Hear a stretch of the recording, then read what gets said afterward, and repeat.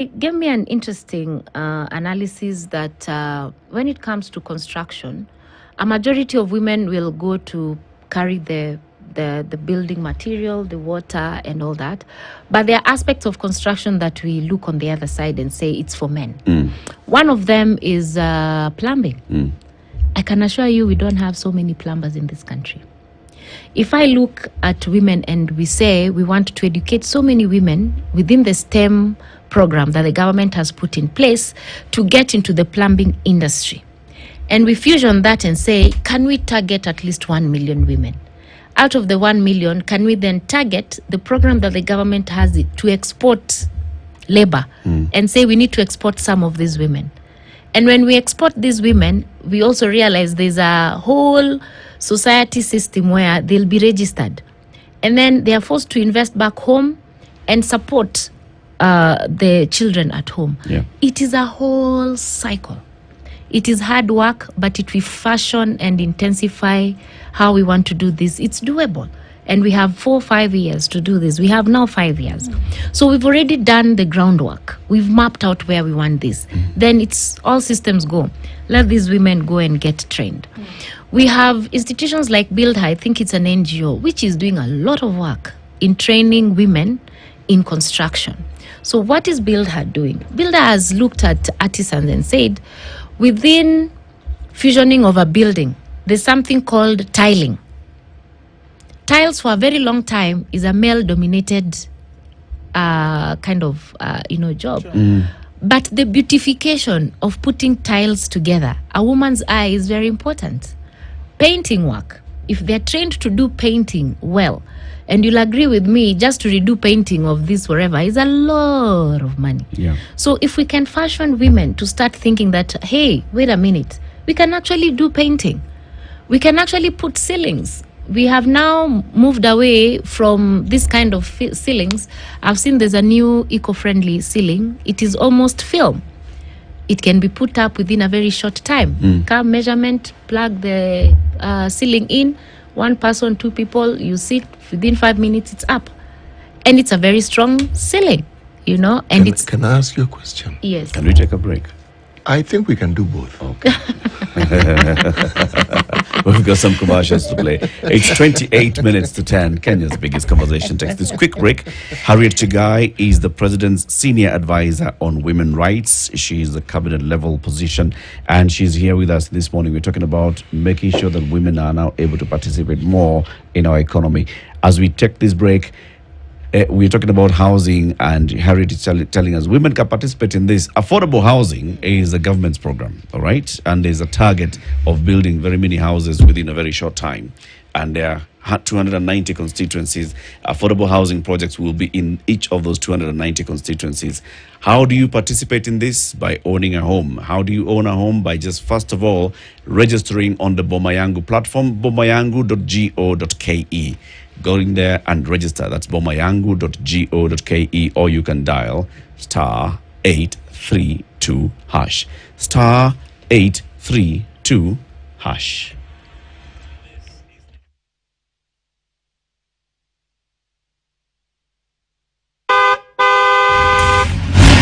James, hey, been a minute. What?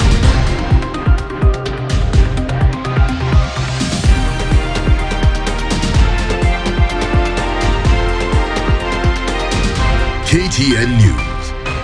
Get the whole story.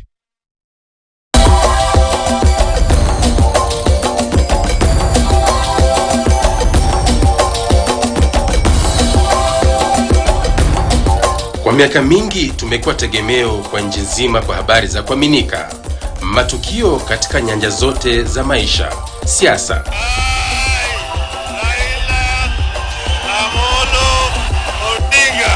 usalama, mahakamani, michezo, yote tumekuletea wakati ufaao. Na ndio maana tunakuboresha hata zaidi, kwamba sasa KTN leo itakuwa ikikujia kwa saa nzima kila siku. Hapa ndipo taarifa za matukio kwa njia inayokufaa zaidi, maana sisi ndisi.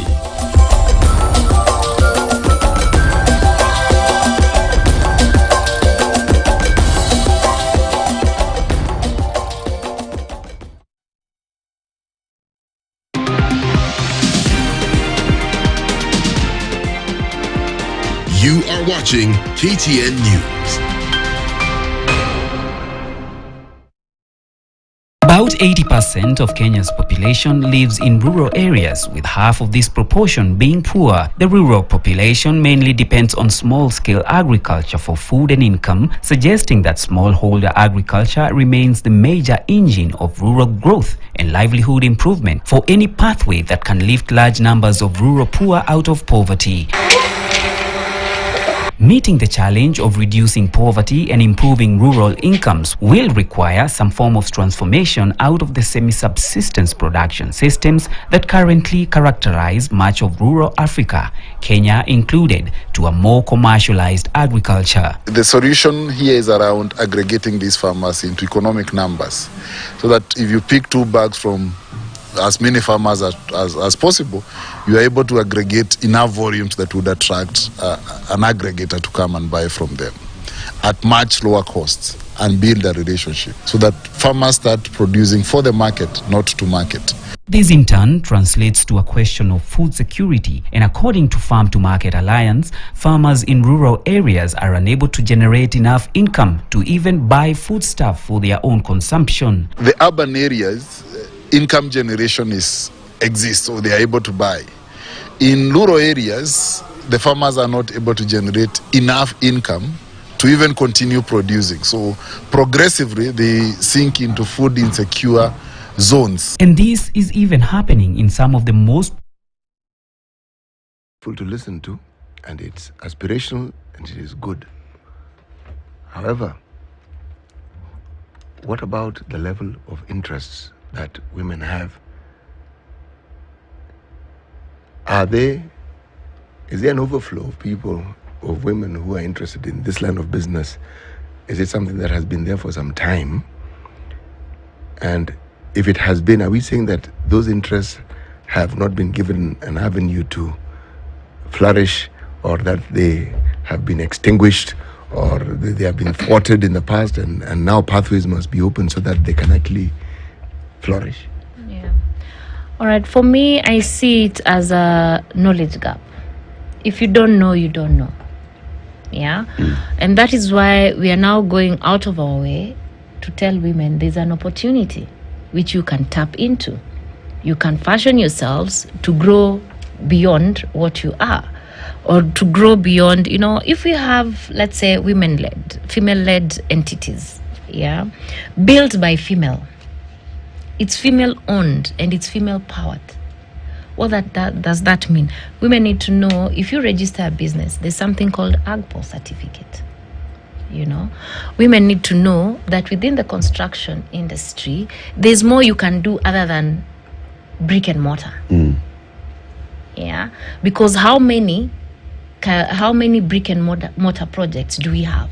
So you'll have the person who'll get the brick and mortar projects, but you're also telling women that there's so much that goes into the industry, in the construction business, that you must leverage. As we speak right now, road construction, the government has stopped any new projects. It's completing the existing ones. Within a road construction, which is heavy lifting in terms of financing, how many women, I've just said it attracts about 3% of women. How many women-led entities can actually put up a construction project of a magnitude of about, it's in billions of shillings, isn't it? Yeah. Now, the financial institutions come in, that is the banks.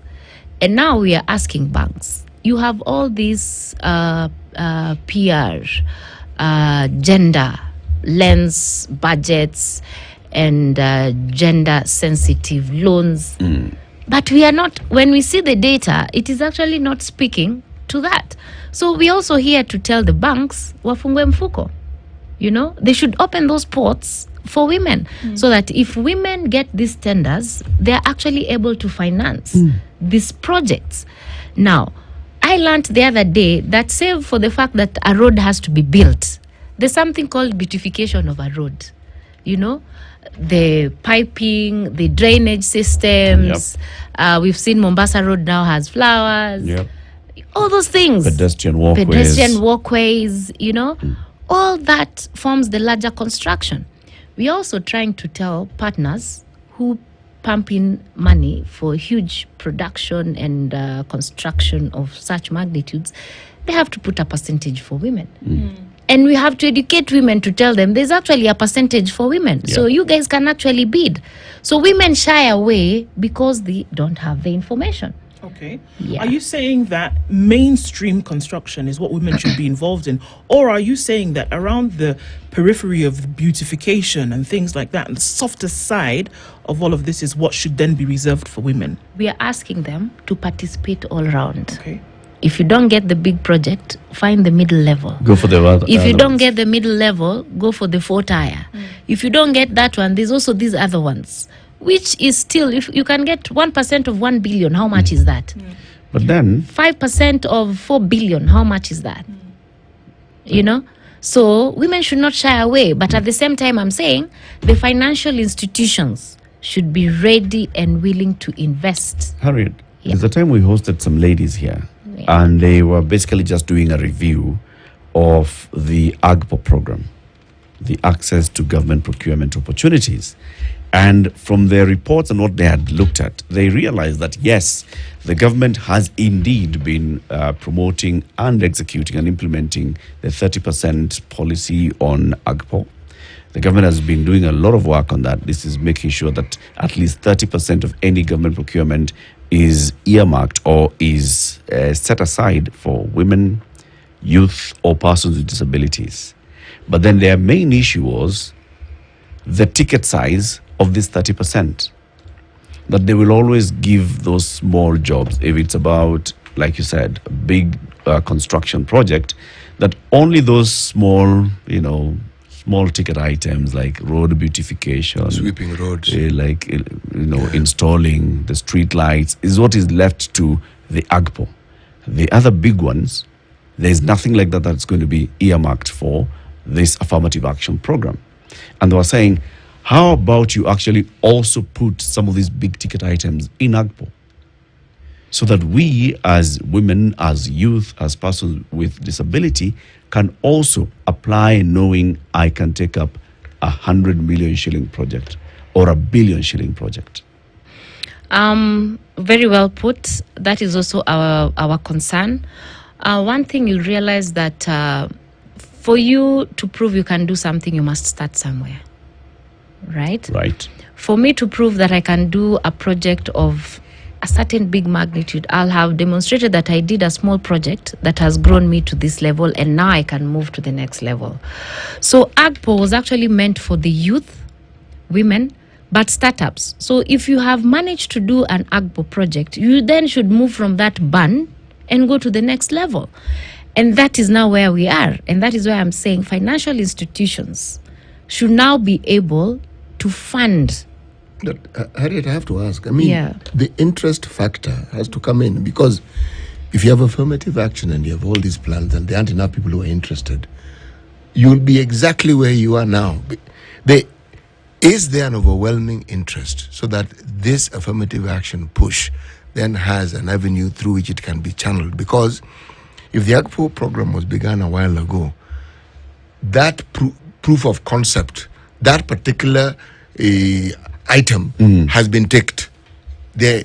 But again, the question is still being asked: were there enough women who showed an interest and have taken an interest in this? Because then there's the other aspect of, if you're involved in a big project of a certain magnitude, affirmative action, there must be women who have qualifications to be involved in it, because the learning process at that level would then have to be women being part of that big project, so that beyond them having their own businesses, they're able to participate so they know. And that's why I'm saying information is power. First, do you have this information? I've just given here the percentages. Only 3% of women are in construction. Yeah. The data that we have. Yeah. Globally is 13%. And that is why now we are telling women, start making yourselves, when you talk to banks, for a long time they were telling us, but women are not bankable. Why? They don't have property. Collateral. You've seen government is now giving out title deeds. Culturally, we're also telling our brothers and sisters, bequeath your female. allow your sisters to own property. It's cultural. So in as much as the government is saying we want to give title deeds, we have culture that is holding us back. Financial institutions are saying, for me to give you this loan, you must give collateral.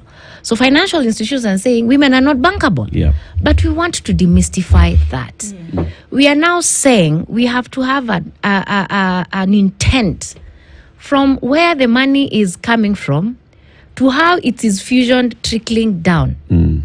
We have, let me give an example like African Development Bank, because I've engaged with them a lot. And the important thing is that they have a gender desk. They have an affirmative, a leverage on finances that go to affirmative action. When this money is there, if you do not even know the money is there, how are you going to leverage on that? You get what I'm talking about? That's true. So we must be able first to know where is the source of this money. How can we negotiate that the affirmative funds are more friendly to female-led, female-built, female-powered initiatives? The banks are coming in there.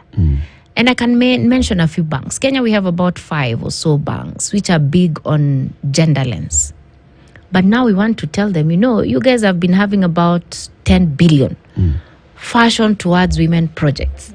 But when you look at the big projects, we are talking about 20 billion and above. So it means if a bank has fashioned 20 billion or 5 billion for women, we are still telling women we can only finance the lower cadre kind of projects. Yeah. So that is why I'm saying, even if there are 5 companies that want to tap into these finances and everyone is capping the level of funding and finances that can be given to women to a small margin, it is still the same problem. Still marginalized. It's still marginalized. So we are saying all hands on deck, global approach, fusion within our local approaches, cultivate it in our institutions, cultivate it in our minds within management. You saw Equity the other day, which is very big on women. They are actually discriminating against the same women when it comes to pay. So those are the kind of things we are talking about. We should be able to have an holistic approach to these issues. We should not just look at one item, tick a box and say we have a policy. Everybody has a policy. But now we are saying lift those policies from where they are and shelve them. Let us debunk these policies and let us now start saying we are achieving. So which institutions are you working with in order to achieve this? Because really, the goal is good, the goal is noble. Yeah. To achieve it, you have to partner. Yes. So which institutions are you partnering within government? We are partnering with very many institutions. And the one thing I think I need to give women hope is that the affirmative funds now, everybody is warming up to that. Everybody is warming up to the fact that it is important that we include women because the backdrop of economic development rests within the lower cadre. And you find there are so many women within that banner. Then let us build this lower cadre to leverage and keep growing. They cannot stay down there.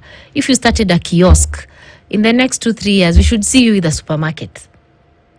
That's the kind of fashioning we want. But you can only leverage and come from a kiosk to a supermarket if funds are available. So my call then would be, let's unlock the affirmative funds. Let us unlock. If the gap is education, if the gap is intellect, if the gap is how to utilize these funds, save, then let's unlock that gap. And within the next 10-15 years, we'll actually see the hard work that is being done now. Yeah. So sometimes the things that we want to do cannot be actualized now, but in the next 5 or so years, we should be able to see that. But like you said, yes, all hands on deck, Yes. but also all hands on deck in monitoring that the gains are safeguarded. Exactly. So for instance, I could say that with AGPO, there are very many gains. There Yeah. are very many women and youth and persons with disability organizations that came up to apply for contracts Yeah. through AGPO. Unfortunately, when you talk about pending bills and those that have faced frustration and those that have actually even gone under, very many are those particular groups. Those ones that have been getting low cost contracts and jobs that still ended up not getting paid. So the example here is, I saw Ndu applying. I've seen what Ndu has gone through. Why would I want to go that route? The same thing, if we don't have a proper program, for example, with this affordable housing project across the country, hundreds of thousands of houses are being built, but there is no proper plan that says this is the number of women that need to be employed in various cadres in this affordable housing project. And let us see them getting paid. Let us see them progressing. That example will move us nowhere. On pending bills, let me just say I haven't interrogated them in depth, but we've had the president talk about fusioning and putting proper audit to ascertain that all pending bills are legit. So in as much as they are suffering from that, they have to be patient with us, with the government. They have been. Yes. Patient. And so what the point is? And once, I'm sure there are those which have been audited. Yeah. So the question then would be, how fast can they be paid? That is pegged on the budget allocations, and it's pegged with the institutions which are handling that. So from where I sit, I would not be honest to say I've interrogated pending bills as a person. But it is a problem that we all acknowledge that it's there. It is also a problem that is pulling us behind. And you've had the president saying it's something that needs to be addressed. So it's something that needs to be addressed. And the rallying call then is, why would you take up projects? Yeah, and you've seen the current government is now putting in place projects pegged on PPT's investment, because we've realized this injection of huge sums of money into projects, you're actually killing the basket of, how should I put it, the liquidity ratio. For the first time, county governments have been paid 100%. I think we should talk about these things. The governors are happy because now they have the money. So at the county level, I expect all these payments to be done. So the question then is, where is the pending bill sitting? Is it at national government or at county? I think both. If it's at county, and then you see that is also the other aspect where everybody is talking about finances, public finances. Management of public finances has been a big problem. It didn't start now. It is historical. If you look at universities... If I may just cut you short for a while. Yes. We had a gentleman in the studio here who heads an organization of people who actually work with the governments, county and national. Yeah. And one of the things he told us, which was actually honest, was that the national government actually pays their debts quite well. He said it here. That is very positive. I think you should echo that again. That is why I cut you short to explain to you. Yes. Their beef with the national government, they said the national government pays you. Yeah. When they have the money, they pay you. Their problem is with county government. County government. Yes.